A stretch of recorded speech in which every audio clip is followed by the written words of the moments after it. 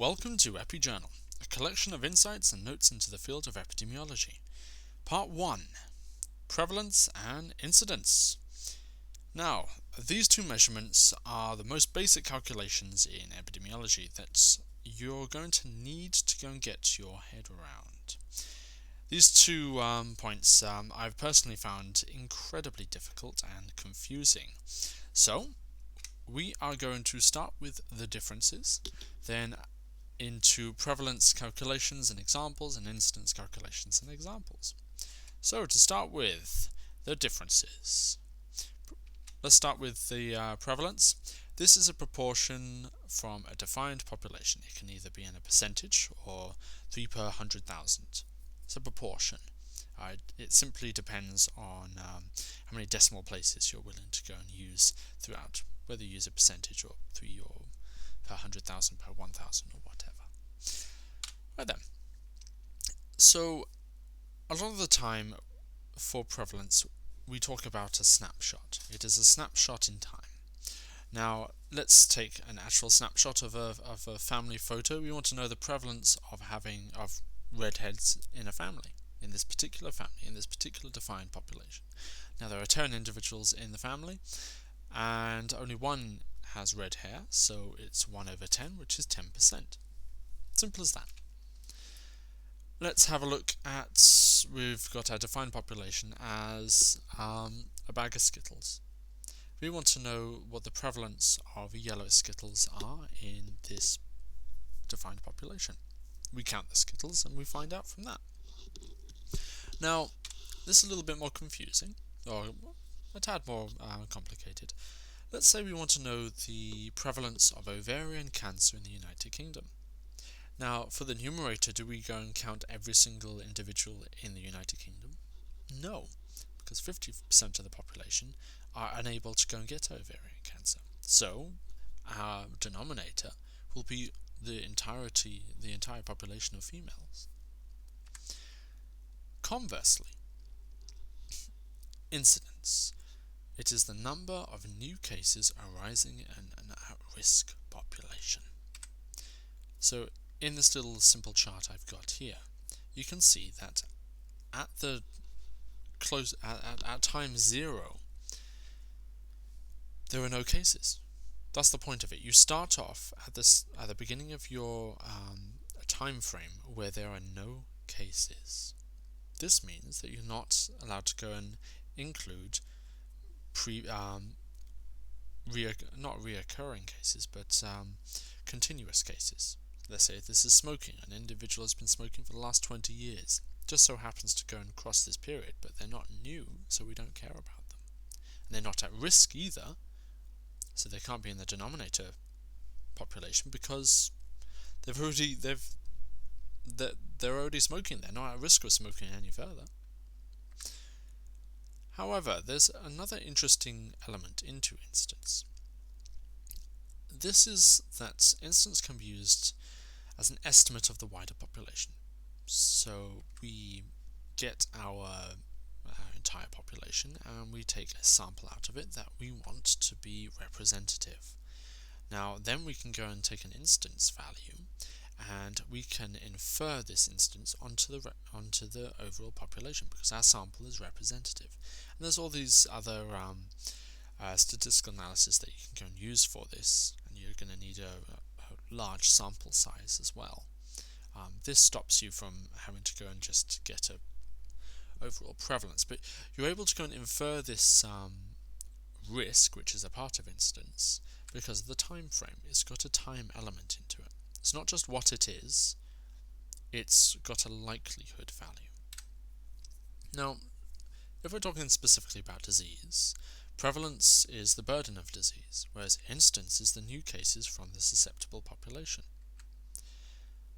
An example of this would be in question format is how many people have cancer in the UK opposed to how many people are likely to get cancer in the UK in a particular study period or a time frame. How many people have malaria in Malawi? How many people are likely to get malaria in Malawi in a particular month? How many people have smoked in Nigeria versus how many people are likely to pick up smoking in Nigeria? other than the presence and absence of, well, incidence being specifically for new cases, the other differences are that prevalence includes previous cases, whereas incidence excludes it.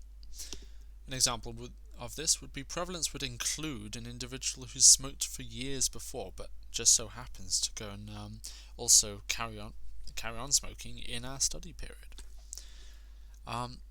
This point, however, I'd like to mention mortality and death, because prevalence, it includes previous cases, but you can't be a previous, you can't die twice. There are other examples, but this is the most prominent one. So normally, incidence is used for death rates, or the risk of death, or that kind of risks and rates of death. A further example, just to go and make this perfectly clear in your head, is for prevalence. We've got our two lines here, which are yellow. That's our study time. Now we can go and see that there are three individuals there who started, let's say this is smoking, they started smoking before the study time. However, they carried on. They're still present within our time frame, so we count every single case. Opposed to this instance, there was only one individual who was in there, who was a new case in our study time. Obviously, we include this case in the prevalence also, which is why I've shown that in red there as number 2. Now, prevalence is the proportion of the population with X in Y time. Okay? Incidence, conversely, is split into 3 areas: risks, odds, and rates. Risk being 1 in 100,000 people, 100 people, or whatever you want. Odds always between 1 and 0. And a rate is defined by person years. Right then, let's go on to prevalence. Now, prevalence, burden of disease. Okay, I'm going to go and give you some examples with this to hopefully go and make this clear in your head. So, prevalence is the measure of how common a disease is in a specified at-risk population. It is a burden of disease for the specified population. It is how common it is for someone with a disease to be encountered in a specific population. Now, for the more visual learners, with the little charts I've shown, it is the presence of the line and how many lines our study time line crosses. So let's have an example of occurrence of cholera. We've got a total population of 9. The green is not a case, the blue is a case, the blue line going up is the start of when they became a case, when they became symptomatic, and the skull is death, the end. Okay? Now, for prevalence, we got to go and define the time frame. Now, before I talked about a snapshot or a cross-section, this would be a point prevalence, the photograph idea. Now, you can argue that every single point has a smaller amount of time, so between 2 time points, if you see what I mean. So let's say this is indicative of the month of July in 2017. This just as easily could be the month of July in 2017, just the start of July versus the end.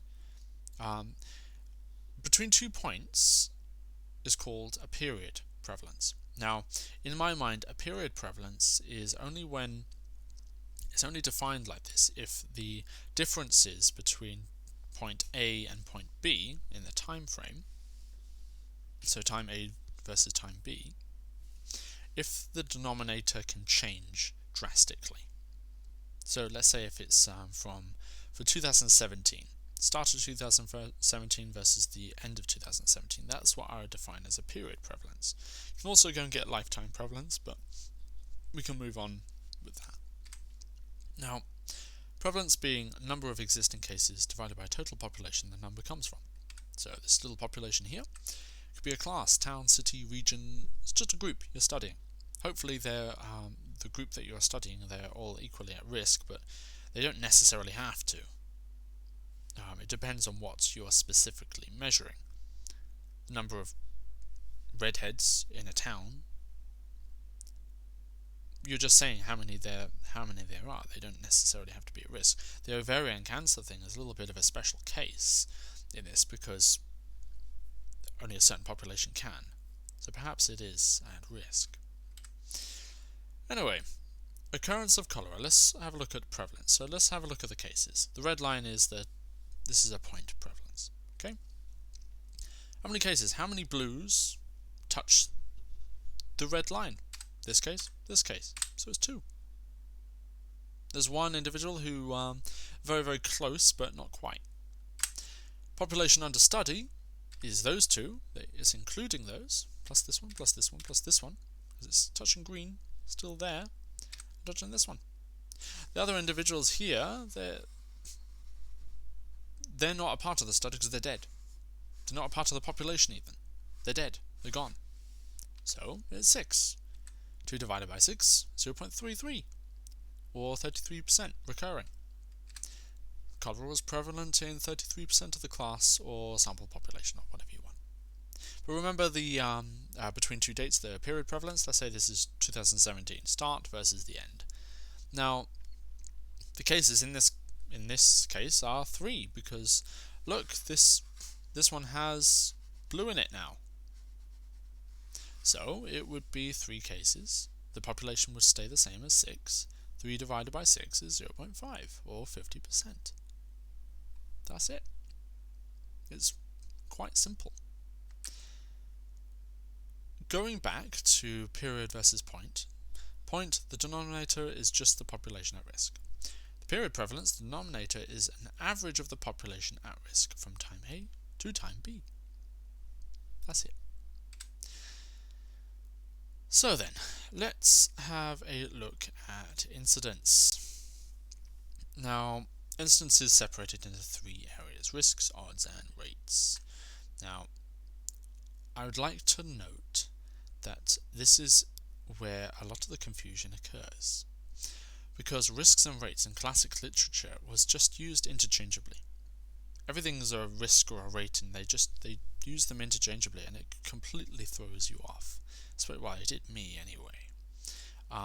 In addition, these were defined relatively recently, properly separated quite recently. And in addition to this, numerically, they are very similar if the thing that you are measuring is very, very rare. So they're going to have very, very similar numbers. That's probably why they were used interchangeably. Now, risks and odds you can kind of group together. It's the presence of the dot at the beginning or the end, so the start versus the cure or the death, or leaving the study. Okay? However, rate is a bit of a different thing. It's the presence of the dot and the line, or a dot and the line. Okay? Now, incidence is new cases during the time frame. I hope I've made that clear. Now, pre-death, don't particularly care. Pre-existing cases, if they can't get it again, we don't care. They're not at risk anymore.